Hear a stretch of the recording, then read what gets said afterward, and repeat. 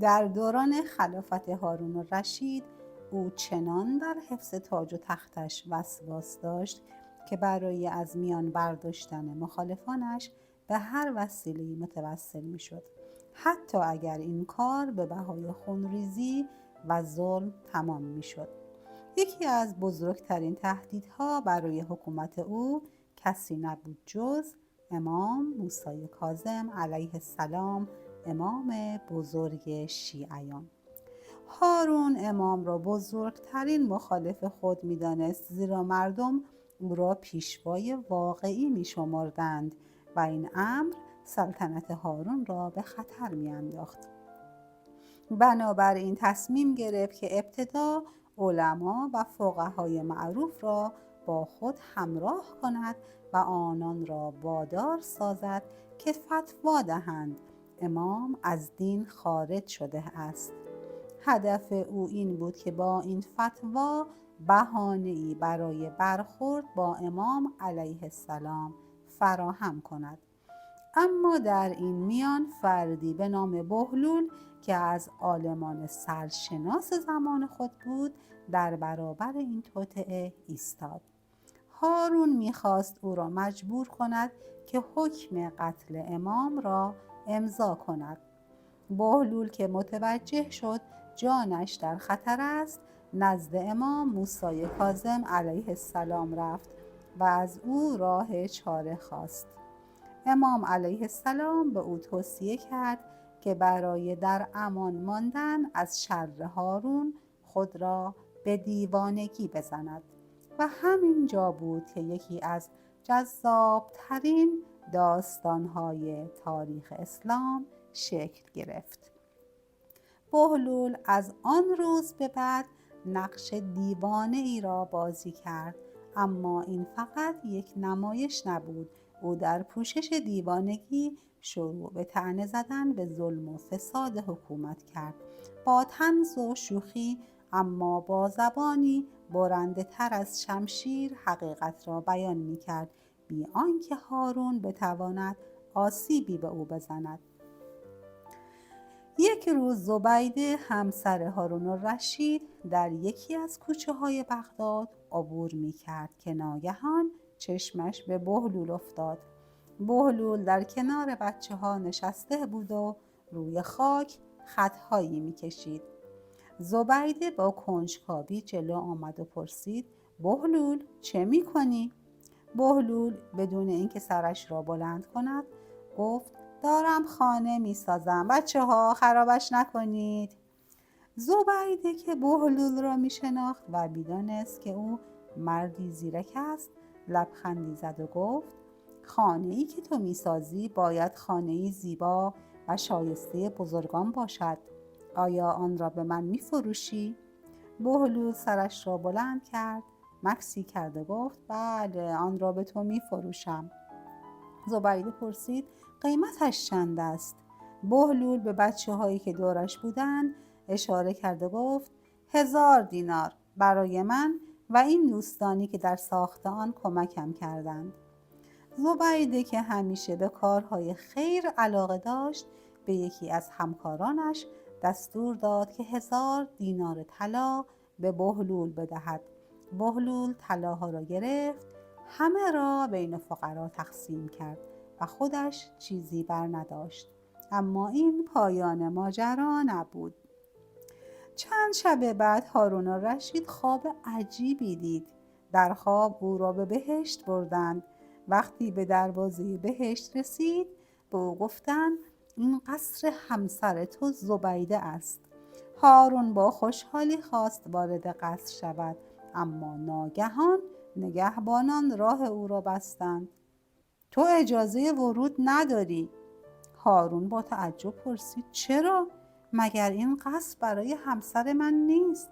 نگهبان پاسخ داد: او آن را از بهلول خرید، اما تو چیزی نخریده ای. هارون با وحشت از خواب بیدار شد.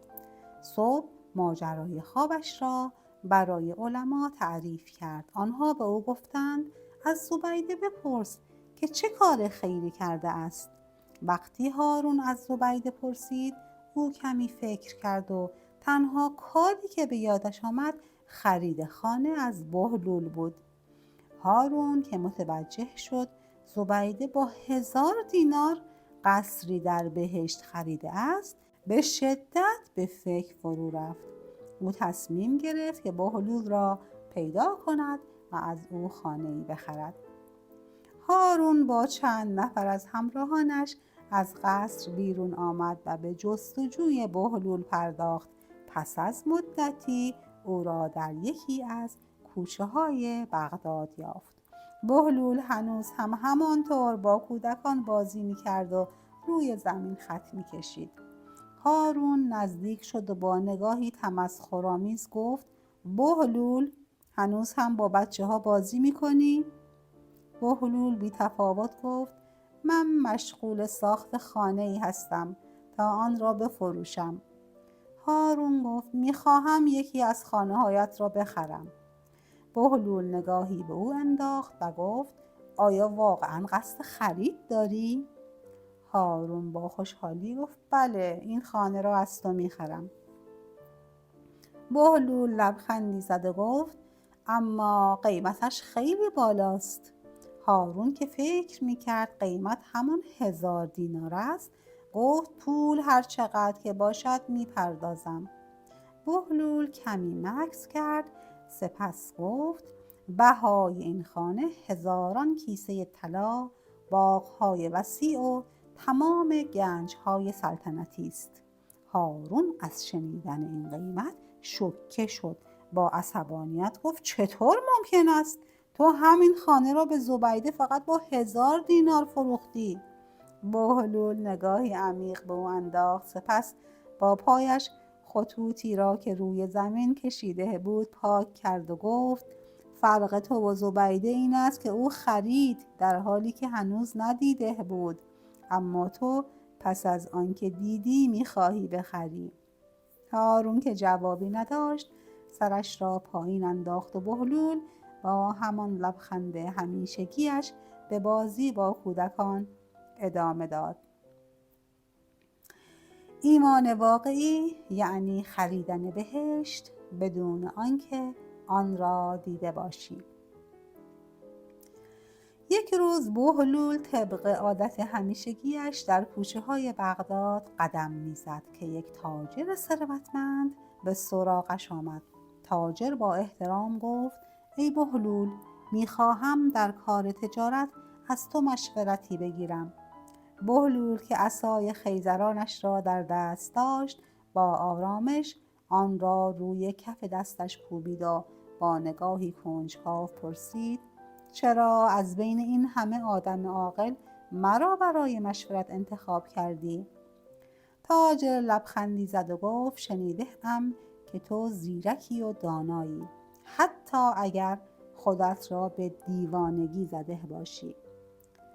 بهلول که از نیت تاجر آگاه شده بود سرش را تکان داد و گفت: بسیار خوب، بگو ببینم چه تصمیمی گرفته ای؟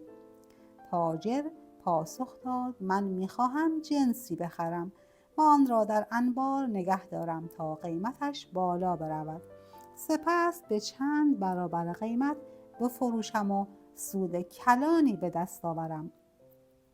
بهلول لبخند زد و بدون لحظه‌ای درنگ گفت: پس برو و آهن و زغال بخر.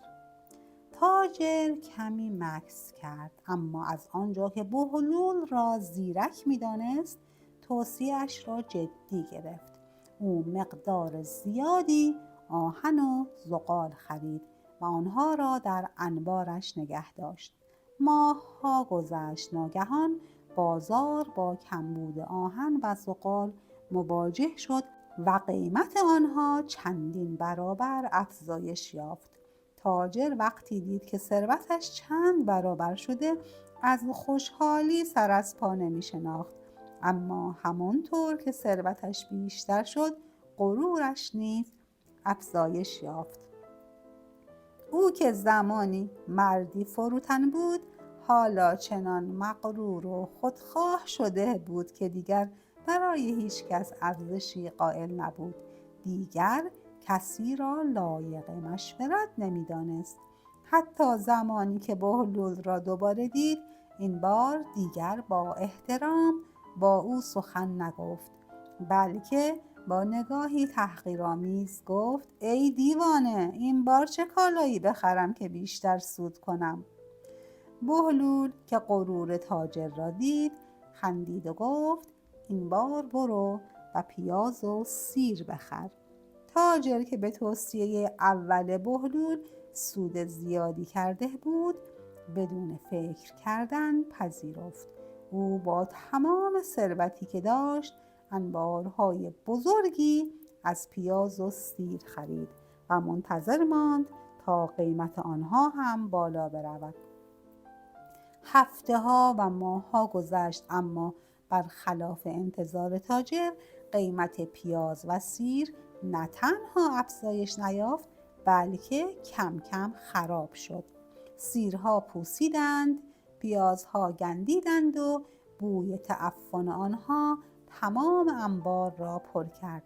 دیگر هیچ کس حاضر نبود حتی یک سکه برای خرید آنها بپردازد. تاجر مجبور شد پول زیادی خرج کند تا کارگرانی استخدام کند و پیازها و سیرهای گندیده را از شهر بیرون ببرند و دفن کنند. او تمام سرمایه‌اش را از دست داد. تاجر که همه چیزش را از دست داده بود، از شدت خشم و عصبانیت به جستجوی بهلول پرداخت. به محض اینکه چشمش به بهلول افتاد، یقه او را گرفت و با خشم فریاد زد: ای دیوانه، چرا مرا فریب دادی؟ چرا چنین مشورتی دادی که باعث شد سرمایه‌ام از بین برود؟ تو مرا به خاک سیاه نشاندی. بهلول با همان آرامش همیشگیش خودش را از دست تاجر رها کرد و گفت: به من بگو، بار اول که پیش من آمدی چگونه با من صحبت کردی؟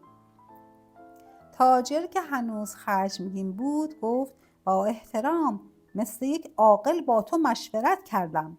بهلول سری تکان داد و گفت: و بار دوم که نزد من آمدی چگونه با من سخن گفتی؟ تاجر لحظه‌ای سکوت کرد و سپس یادش آمد که بار دوم بهلول را دیوانه خطاب کرده بود.